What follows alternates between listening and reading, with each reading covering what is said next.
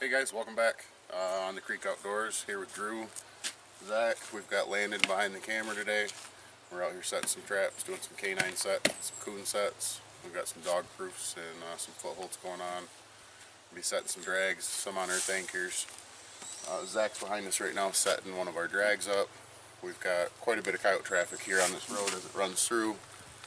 We found a couple of deer kills. I'll throw some pictures of that in. I think I made a short out of the one deer kill.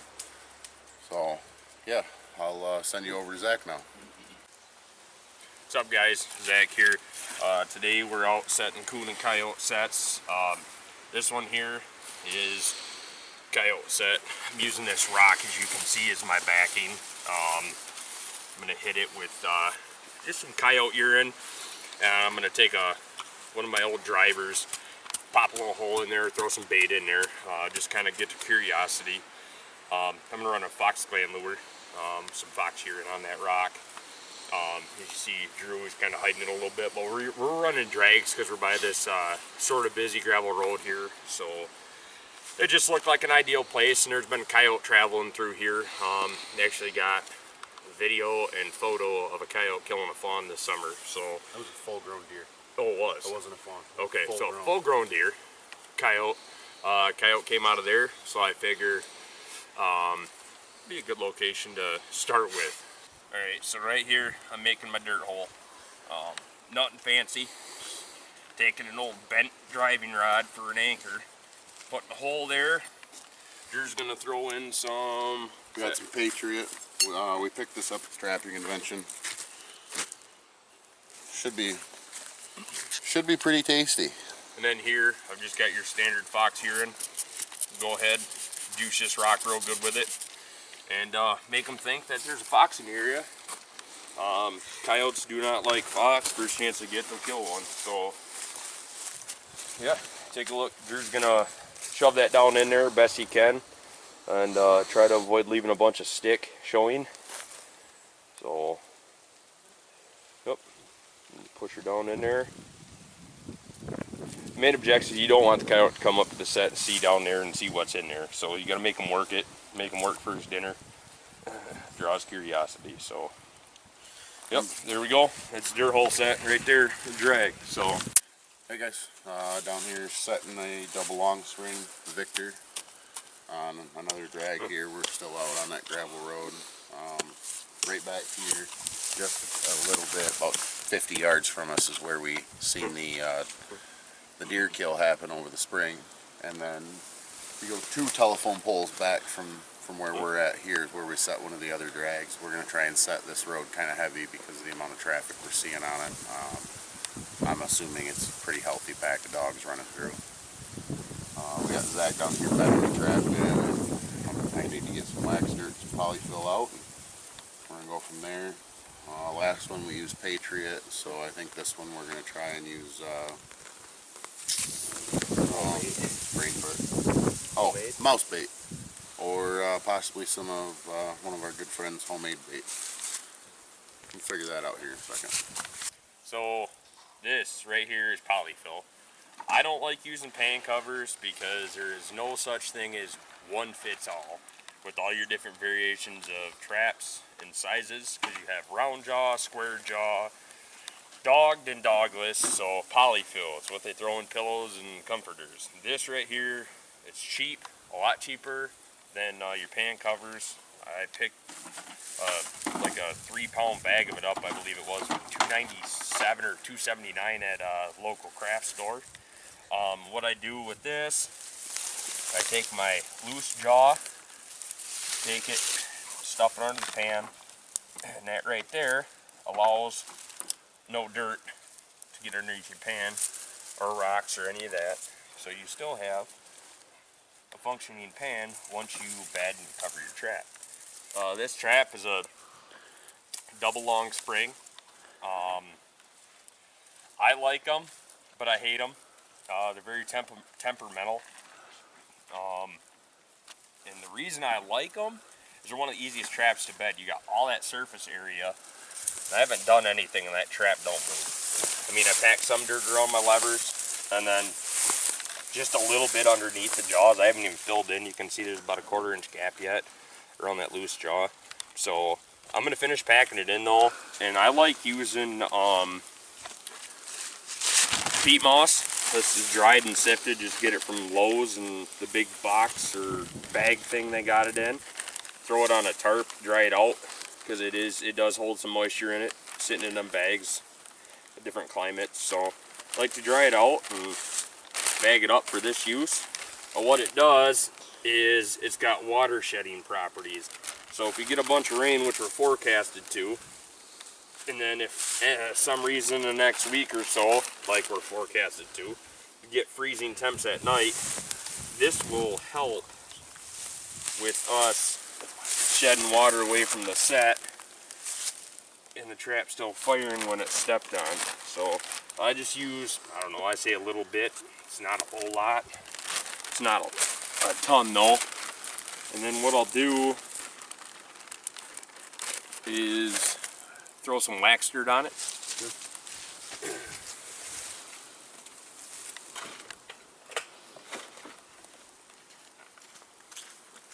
Thanks, man. Basically, the peat moss is cheaper than wax dirt. Yeah. So you can make your wax dirt go a little further. Yep. And with fur prices the way they are, you're better off making your wax dirt go as far as you can. Exactly. And all your supplies go as far as you can. Especially with gas prices and everything. Yep.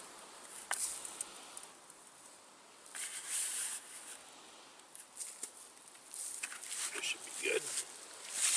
Then what I'll do, in any set, you want your pan to be the lowest point in the set. So you'll see in videos, guys will uncover their pan. Well, there's our pan.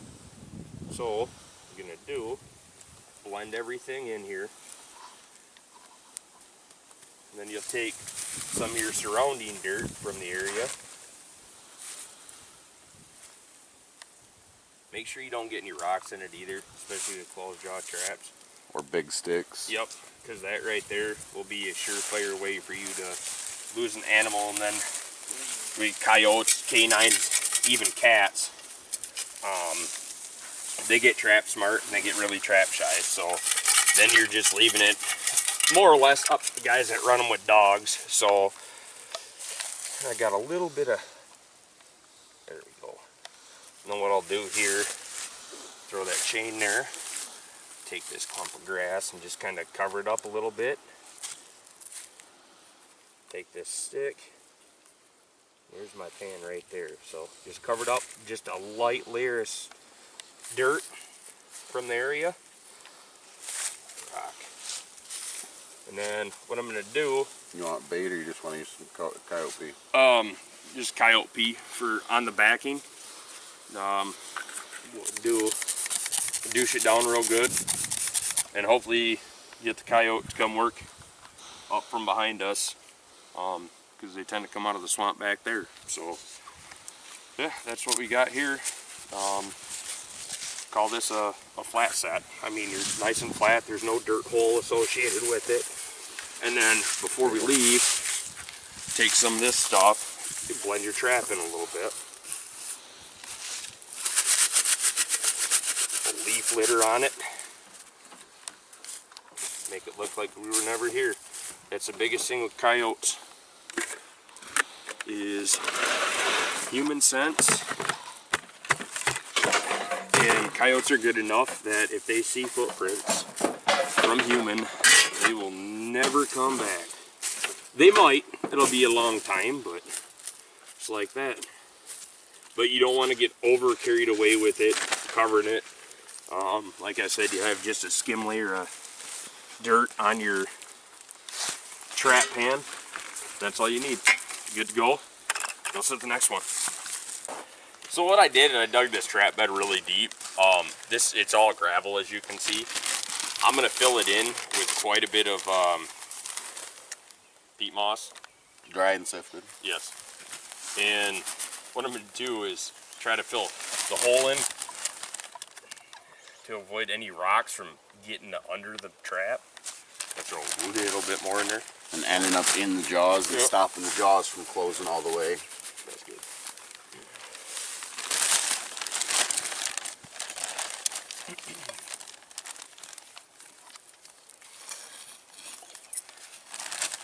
Hammer. Patriot. I got a regular hammer in there too, Ben. Do you? Yeah, small one's not a 2 or 3 pounder. So what I'm gonna do is I'm gonna anchor this in. I'm gonna save the drag for another location because I think we're down to 1 drag now. And trap choice here is MB550 4 coil offset jaw. And so I'll get this anchored in here a minute once my apprentice comes back with my tools. He's lacking. Apprentice. What's that? Apprentice. Yeah. Got a hammer.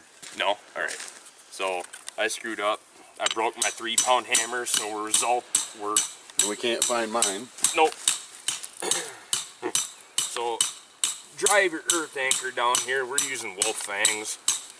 I think we're gonna stick with wolf fangs, so we're not having to buy 800 different drivers between the two of us because you bend them and break them all.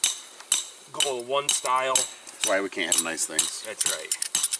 And then yank on it, and what that does is that sets your anchor in place. Went in like that. When he pulls on it, it sets it like that. So your animal can't pull it out of the ground. Now what we do here, set trap. Got everything in the way. Yep. And being a 4 coil, Running a 4 coil MB550.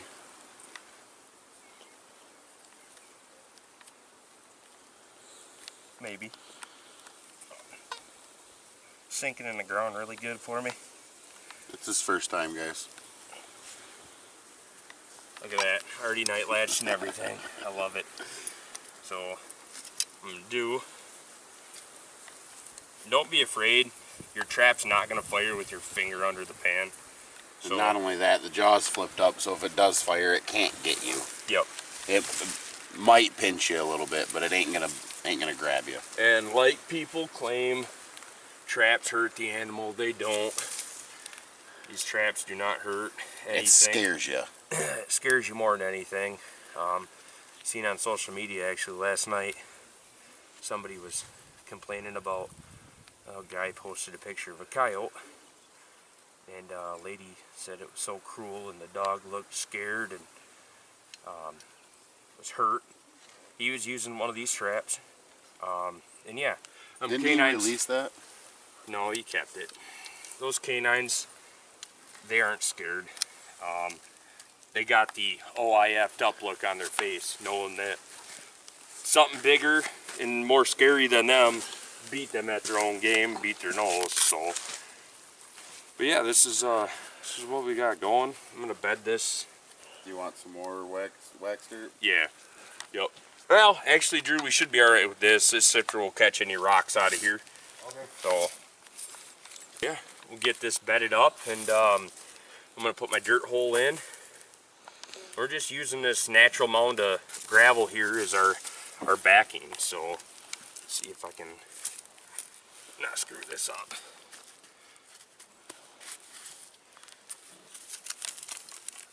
Shoot, way too much dirt in that sifter, and it's all wet. So, bear with me here, guys. Here it is.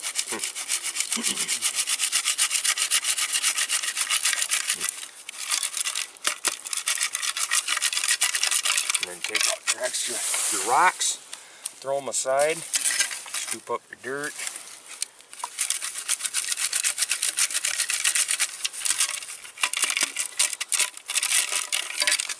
Rocks out of there. Try to get any big rocks out of the area if you can. I don't know what that was, but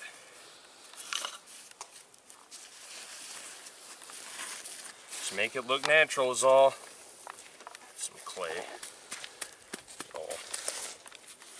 Yep.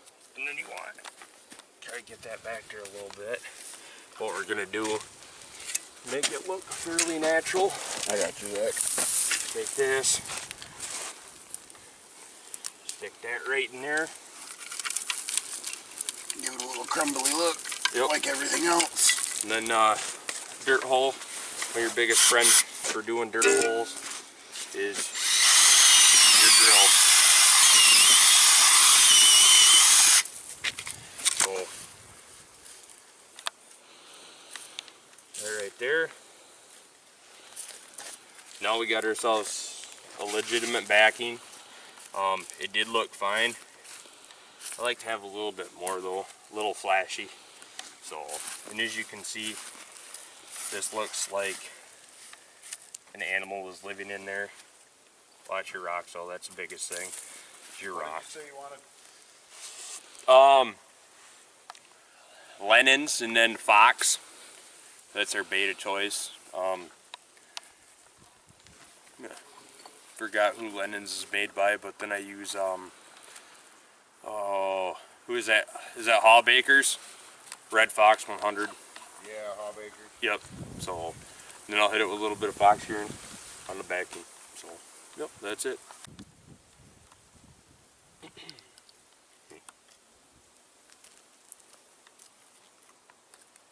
When I put bait and lure in the hole, I don't ever put my stuff over top of my trap.